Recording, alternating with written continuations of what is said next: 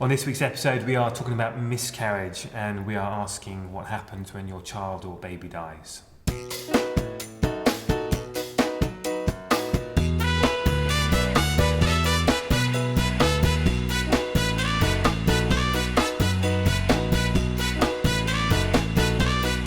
Hello and welcome to TGI Monday. It's good to be here. I've just had a week's holiday, so I'm feeling fresh as a daisy. How's everybody else?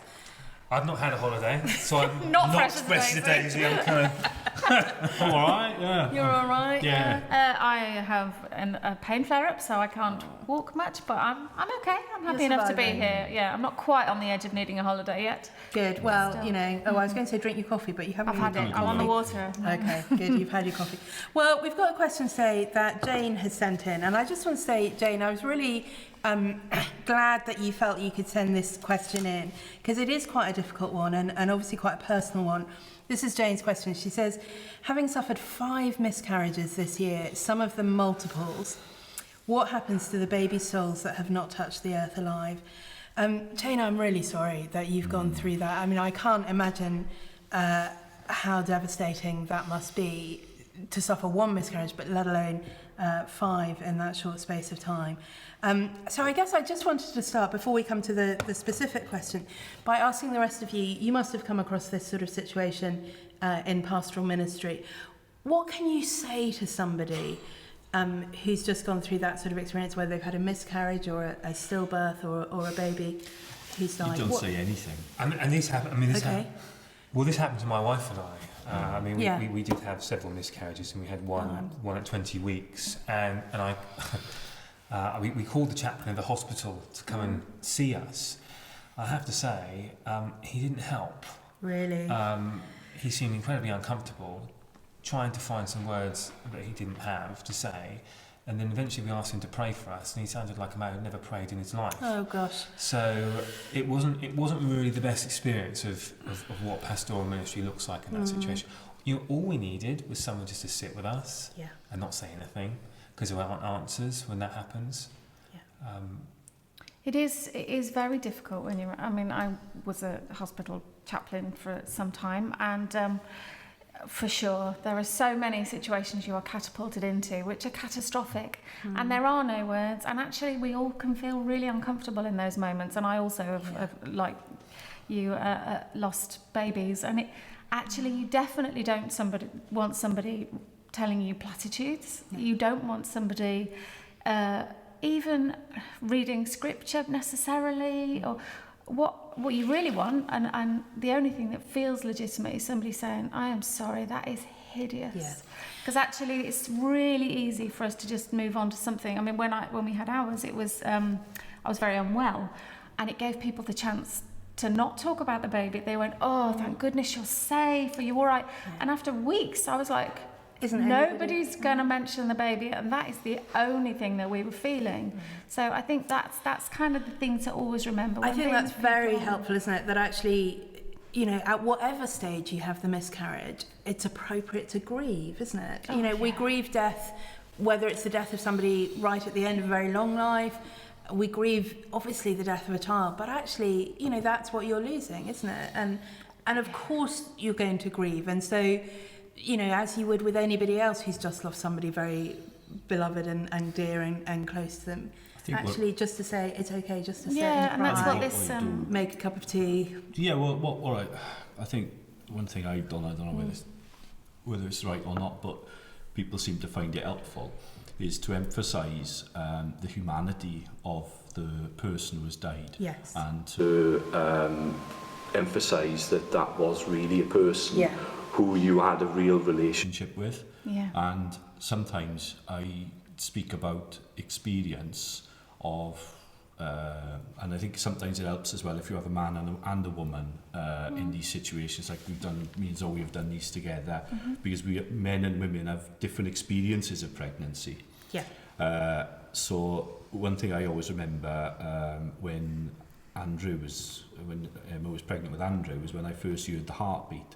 And then you have that real relationship with the real person who's there, and I think emphasising the humanity of the person and can be quite helpful for And the reason why I think that's important is when it happened to us, we had people saying, you're referring to our baby as the fetus. Oh gosh. And what that does is it makes you then feel like you don't have a right to grieve. It depersonalises. Because it depersonalises. And it's interesting how that's changed. I remember I only just remember this. My aunt and uncle had a stillborn daughter. You know, I was sort of, 6, 7 years old.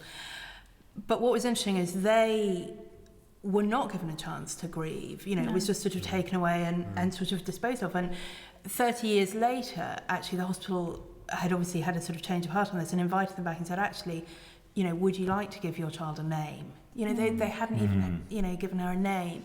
And, you know, they were able to have a sort of a, you know, not a funeral, but a sort of a saying farewell service.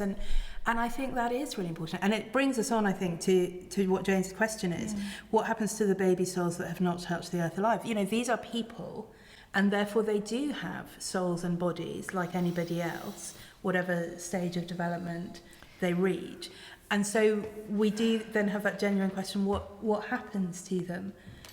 So I don't know, does someone... Well, from a biology point of view, I think I fall back on this a lot, is that a lot of what we are as human beings, not all, but a lot of what we are is set at the moment of conception. Right.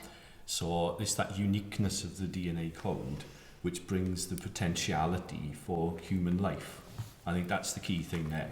Yeah. So, and the so other we thing, know we're dealing with people who are individuals, unique individuals, Yes. and I think that's the key thing. Is Yeah. what a large part of what makes me a large part is the uniqueness of that DNA Yes. code, which is set at conception. Yeah. The other thing is to think about is with the resurrection, for example, Right. is if we think about Interview with a Vampire, right? Go on. Is in Interview with a Vampire, right? When they make people vampires, they live forever. Right. But they're kind of stuck in the moment that they were made vampires. So in that film, there's a little girl who is made a vampire when she's a little girl, and she's always a little girl. And that's not the resurrection. No. No. The resurrection is about planting a seed that then flourishes and grows. And the Bible always talks about the resurrection through planting a seed that flourishes and grows. So a baby who tragically dies is the seed that has the potential to grow and So flourish within the resurrection. In the new creation will be in some way a mature person.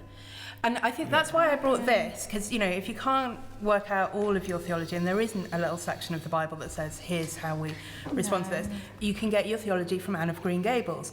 And there's just a lovely bit in this book in the series where she has a baby who dies within hours of being born. And you know, obviously she grieves. And at one point, you know, sort of months and months after it's happened, she suddenly kind of has this whole new flourish of grief that she says, you know, will I recognise her when I get to heaven? That is one of the things will that I I really... know them?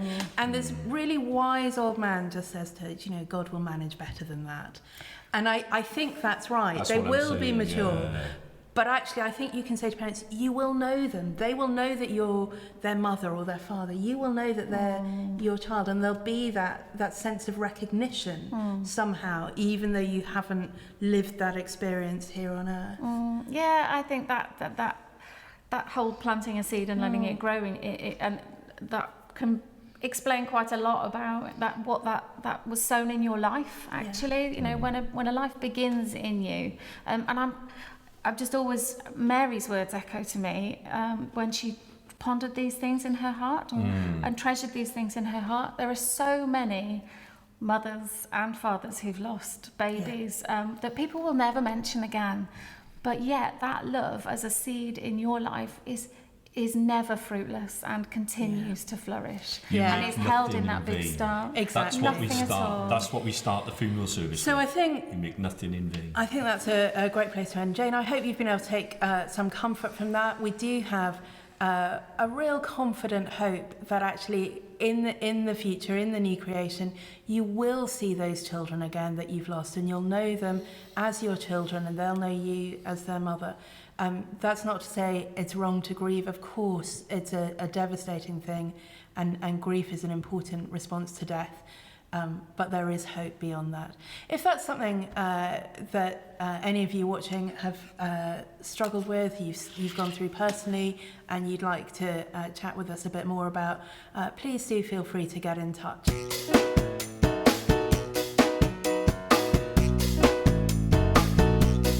Thanks for watching. October is Pregnancy and Infant Loss Awareness Month, which is why we have a candle lit on the table in solidarity. If you, like millions of others, have been affected by this issue, please do look at our website and our Facebook page for links to organisations that can help and support you.